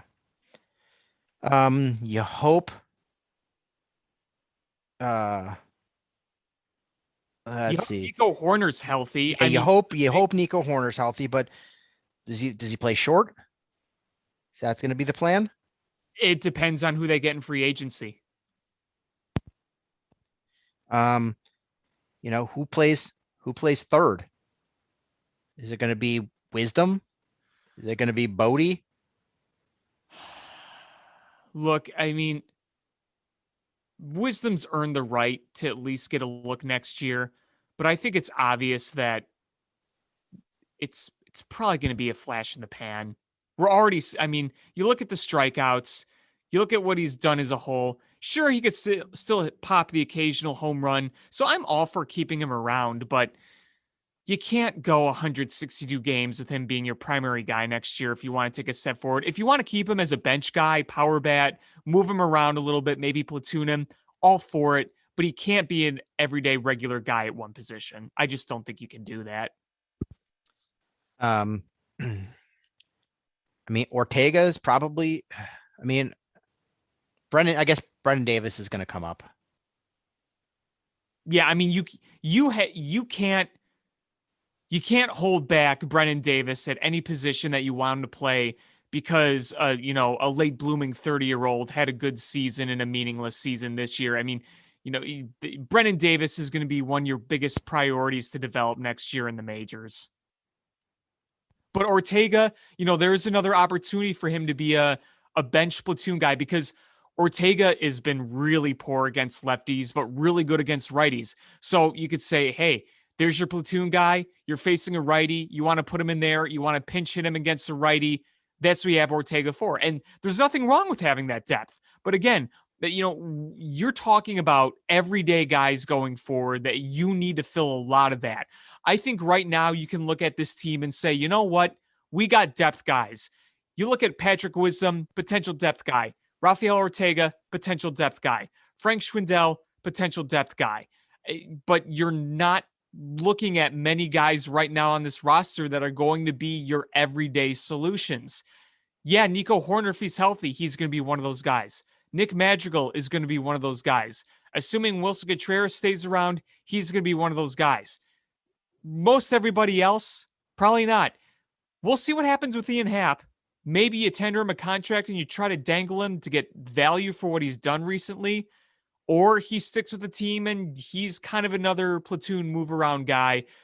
Jason Hayward, either you pay him to go away or you pay him to be a very expensive defensive platoon bench guy as well.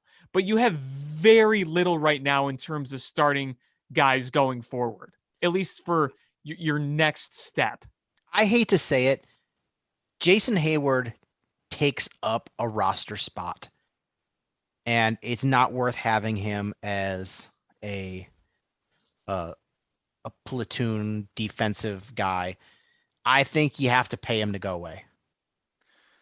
Yeah, and I hate to say that about him, but you're probably right. You look at the production you're getting out of him. It's not enough. And if you have a chance to sign Nicholas Castellanos this coming off season, if you really want to put your money where your mouth is and you go out and you pay Nick Castellanos the money he deserves, the guy that wanted to be here, one of the best hitters right now in baseball, you make that happen. You go out, you get Castellanos, and you can't let somebody who is not as good of a ball player take up that spot or be an excuse not to bring him in. You can't say, well, we got Jason Hayward to right. That's not why you brought in Castellanos.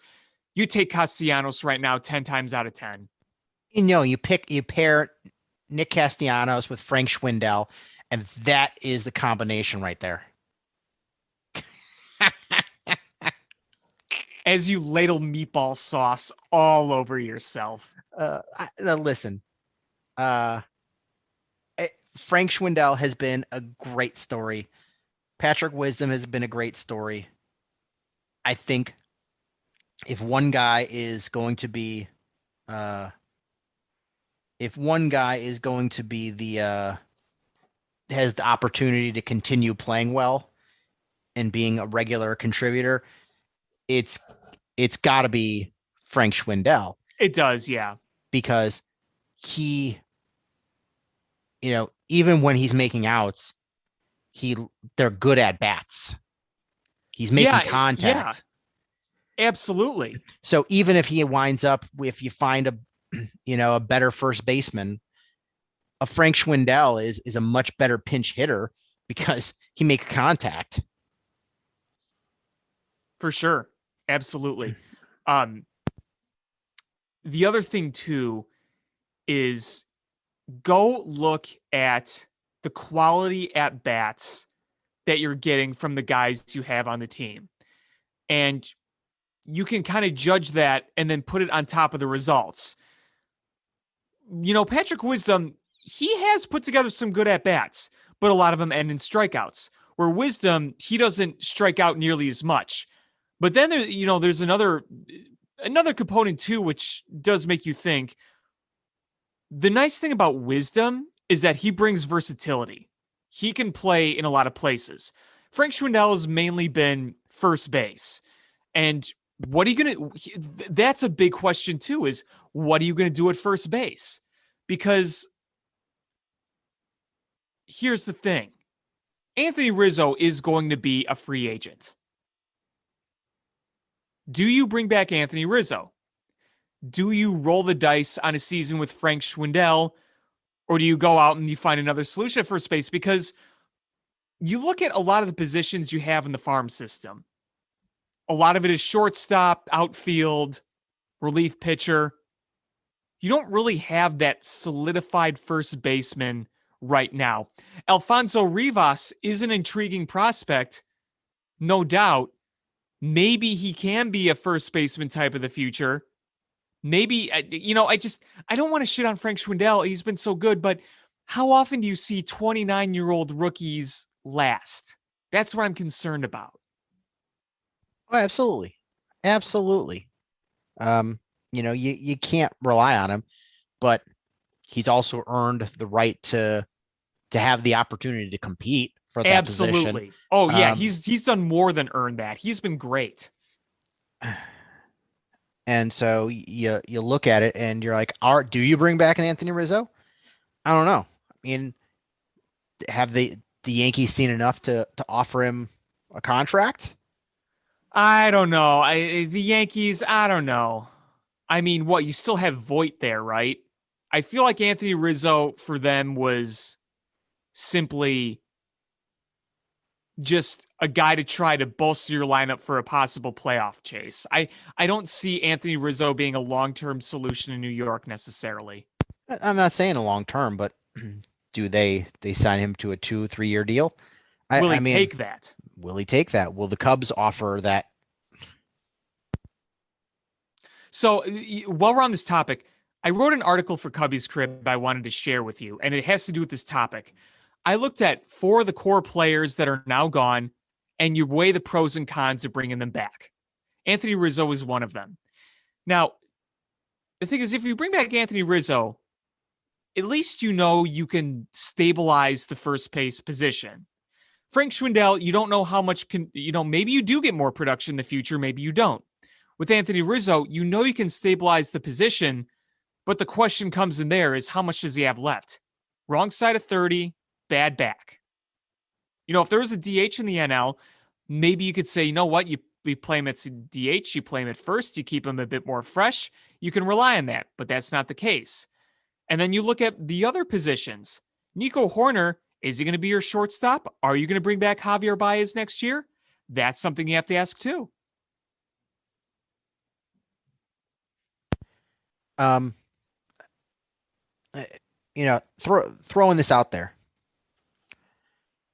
What if first base it ends up being a platoon with Schwindel and Wilson Contreras and Miguel Amaya catching quite a bit more? Maybe. Or Alfonso Rivas gets in there too.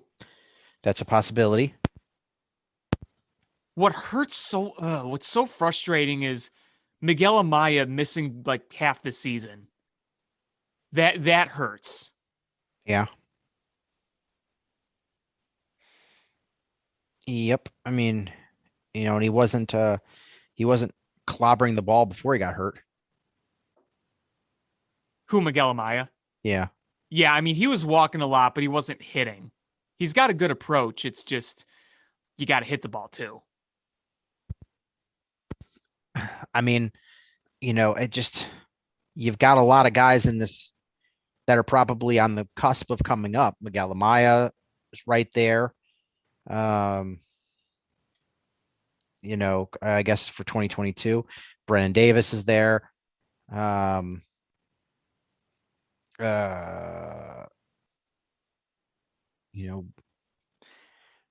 Ryan Jensen's got to be close.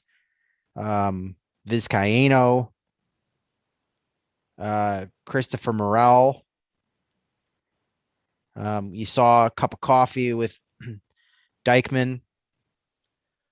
Yeah, I don't want to give up on Dykman yet, but I saw he was called back up. I saw an at bat today, and my concern about Dykman is it looks like he's being overpowered in the MLB. But it is a small sample size, so I won't write him off just yet. And you know what? And the thing is he might be a quadruple A player. Yeah. There's a lot of those guys. Sure. Big leagues are tough. Big leagues are tough. It's a big difference between AAA and the bigs. And there's that in that wide, expansive gray area. There's a lot of players that fit in there, and sometimes they play just well enough to stick around in the bigs, and sometimes they just linger forever in AAA.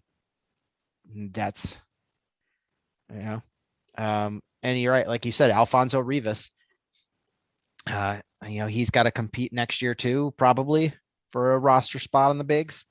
Mm-hmm. And maybe he platoons playing a little outfield, a little first base, and. And if you get the Schwindel that you got this year, all next year, and it's obviously his spot to lose. Sure. But, if he's not the same guy, you could platoon there between Contreras and Schwindel and Rivas and maybe a free agent. The thing is, is Anthony Rizzo, what is he going to bring to your team that's going to help you get back to being a competitive baseball team? Well, like I said earlier, it stabilizes the position, gives you a veteran bat with experience. But, to your point, that's not going to be the only thing that you need to do to get back into contention. And does Anthony Rizzo say, I want to go to a contender right away? Because even if the Cubs do make moves and they do get more competitive in 2022, highly doubted that they're going to be able to be a legitimate contender right away. Anthony Rizzo is a 1.6 WAR this season. It, is paying him a lot of money, the priority. I don't think so. Or can that money be spent better elsewhere? Yeah. I mean, what they really need to do this offseason, they need to sign some starting pitching, legitimate starting pitching. Is because their offense has not been terrible this year. So, yeah, sure, you can definitely improve the offense. And you have to improve the offense. I mean, you can't roll against competitors with this lineup. To its credit, ever since the trade deadline, the offense has been better than I thought it would be, but you got to improve it. I'm not saying you don't. And some of these guys are flashes in the pan that have been carrying you. I get that. But is at some point, you got to go, where's the bang for our buck going to come? And how much money are we going to spend? And it's got to come to pitching because number one, you don't have a lot of it. And right, I would rather roll with no-name batters and churn through those guys to see who's going to play well rather than sticking with a guy because you pay him a lot of money at like we have with Anthony Rizzo at times, like we have with Javi Baez at times, like we have with Chris Bryant at times. Well, they're our guy. We pay him a lot of money. They've done it in the past, and we stick with them because of that. How many times have we pitched or batted Anthony Rizzo? Even though if you look at the numbers, you say that guy should not be hitting against this pitcher, right? But you're like, well, we pay him a lot of money and he's our team leader. I'd almost rather have a core of younger players, hungrier players that you don't pay a lot and be like, screw it. We're going to play the best matchup by the numbers as we can. I'd almost rather do that, and throw some money at pitching. Yeah, I mean, you can't roll with this pitching staff going forward. You need drastic changes with it. You need to find pitching that can miss bats and strike out guys. Absolutely. And, if somebody told you we could completely revamp the starting pitching staff, but you got to stick with the same offensive players that you had this season, or we can bring in some more legitimate offensive players, but we're going to roll with, cast off pitchers and hope that, the guys we did have turn it around for next year. Right. Which one are you going to do? I mean, I think it's pretty safe to say you'd rather roll with the offensive players that they currently have and revamp that starting lineup or starting rotation. Absolutely. I don't even know who is a free agent. MLB. That would be available. Yeah. For starting pitching. For anything. Marcus Stroman is one. Let's see. I know that much. Let's see. Buster Posey will be a free agent, but he's not going anywhere. There's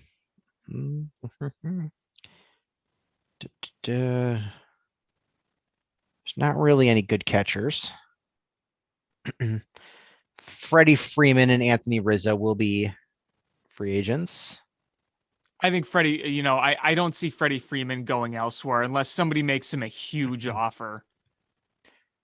Albert Pujols will be a free agent. Oh, totally. He'll be nice and affordable, but isn't he going to be retiring after this year? He should. I don't know why he wouldn't. Yeah. Brandon Belt. He's way old too. I think you're all right at second base. Well, yeah, I mean, that's why you got Nick Magical. Well, you got 2 second basemen. You got to figure out how to play them. So you're fine there. Third base. Nolan Arenado can opt out. Chris Bryant. I just don't think he's coming back. I don't think so either. Starlin Castro.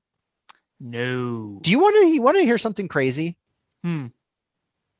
Starlin Castro is only 2 years older than Chris Bryant. That's pretty nuts. But Starlin Castro and Matt Duffy.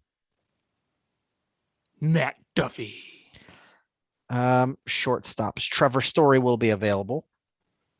Nah.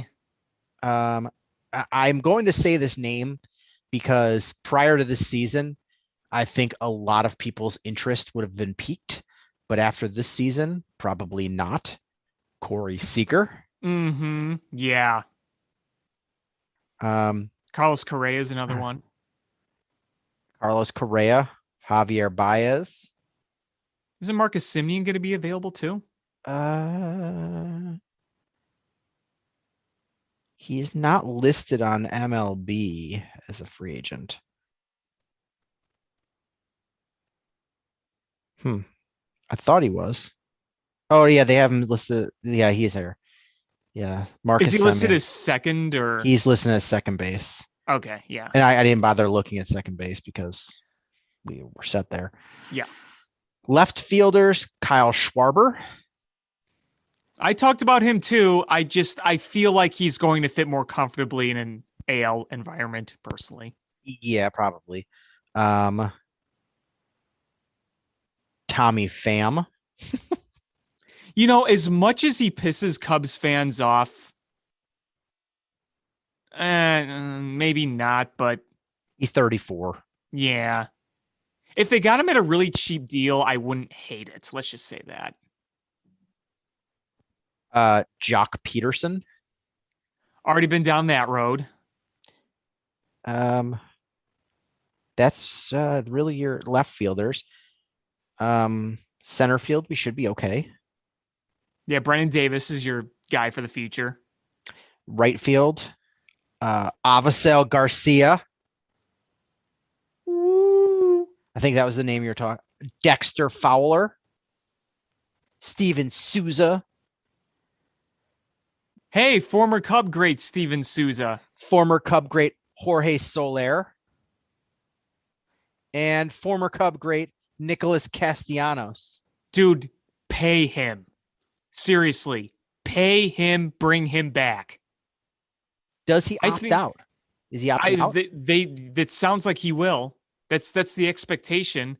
If he opts out, Jed Hoyer should be on the phone with him immediately. Even if you don't end up signing him, you have to be in the running for him. Honestly, I don't think they have any excuse. Make him the best offer. Don't let him get away. And then here's your starting pitchers. Kevin Gausman, Max Scherzer, Clayton Kershaw, Charlie Morton, Adam Wainwright, Carlos Rodon,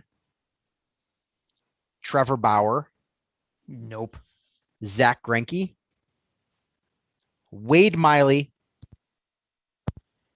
Marcus Stroman, John Gray, Robbie Ray, Johnny Cueto, Alex Wood, Zach Davies, Drew Smiley, Rich Hill, Brett Anderson, Steven Matz, Corey Kluber, Matt Harvey, J.A. Happ, Trevor Cahill, Jose Quintana, Michael Waka, Johnny Lester, Chris Archer, Jose Uriña, Cole Hamels, Justin Verlander, Mike Montgomery, Julice Chassin, Ivan Nova, Tanner Roark, Julio Teheran, Felix Hernandez, and Jake Arrieta. Ugh. Like 5 years ago, this would have been a star-studded list. Oh yeah, absolutely, absolutely. Honestly, that list, Stroman and Ray are the two I'd probably want the most. Well, yeah, of course you'd want. Oh, I Robbie mean, Ray. I'd want Max Scherzer, but I know that's not happening. I mean, he's 37 years old. But look at him; he's still so good. But for how long? That when you're gonna pay him what, $30 million a year? Well, yeah, And- that's the thing. They could drop like a rock at any moment. Yes, and then he could turn from Max Scherzer to Jake Arrieta real quick. Well, yeah, I mean, and that's pretty much guaranteed. If he went to the Cubs, he would turn to dog turd tacos right away. He really would. But he'd go back to the Dodgers and pitch like a 2.3 ERA. Yeah. And so, I mean, are you going to pay the fortune to get Robbie Ray or Marcus Stroman? You got to do something, man. Do you roll the dice that Carlos Rodon is going to be this guy and be healthy? That makes me weary. Like, if you could guarantee me he's going to be healthy, I would roll the dice on he'll be good. Me too, but you can't be guaranteed health whatsoever. Right. That's the thing. You can't guarantee the health. If you could, I'm willing to roll the dice on it. I'm not willing to roll the dice on his health issues. But man, wouldn't it be nice to have a guy with electric stuff throwing lefty? Yeah, would be kind of nice. It would be. But watch, we're going to wind up with Johnny Cueto and like, I don't know, Drew Smiley. Probably. We'll run Rich Hill out as our number 5. Oh my God, the Rich Hill reunion. Roll Rich Hill out, 43 years old. He's gonna help sell more pumpkins at Gallagher Way. Like, we're gonna have a reunion here. We're gonna bring back Jake Arrieta. We're gonna bring back Rich Hill. We're gonna bring back Jake Arrieta a third time. Oh man. Who else was a Cub on this list? Well, Drew Smiley technically was. Yeah. Did he ever pitch? Not on the big league team, no, but he was with the organization. Yeah. Cole Hamels. Let's bring back Cole Hamels and Jake Arrieta are our 4 and 5. We think they can do it. They've got the stuff. And we've got more pumpkins at Gallagher Way.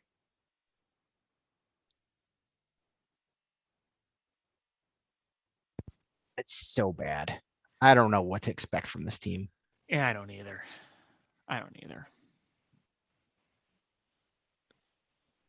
Well, is there anything else you wanted to add? Not for this week, but next week we got Blackhawks training camp coming up. Jonathan Toews is apparently ripped, and it looks like Marc-Andre Fleury is in full Blackhawks mode, so we'll have hockey stuff to talk about again. Yeah, but Patrick Kane seems to be injured, so. Well, yeah. Thanks for killing my vibe. But that's going to do it for this episode of Bill Swerski Sports Talk Chicago. I want to thank everybody so much for listening. Please hit subscribe however you listen to podcasts, whether it's iTunes, Stitcher, YouTube, TuneIn, Google Play, Spotify, etc. Follow us on social media at Swerski Sports, Facebook.com/Swerski Sports, SwerskiSports.com, Alex Pat Sports Chat.blogspot.com, or Facebook, Alex Pat Sports Chat. And again, thank you guys so much for listening. Please share this podcast. That's how we grow the show. And until next time, bear down. Cubs win! What a lucky break! The good Lord wants the Cubs to win! We thank Ditka and God for all they have provided. Cubs win! Cubs win! Cubs win! Oh, I don't want her. You can have her. She's a Packer fan. She can't fit in my van. And she looks like Remember, New Yorkers, smoking crack is not legal on planes. Bears 31 to -7. The Bears! Oh, when the Bears go bearing down.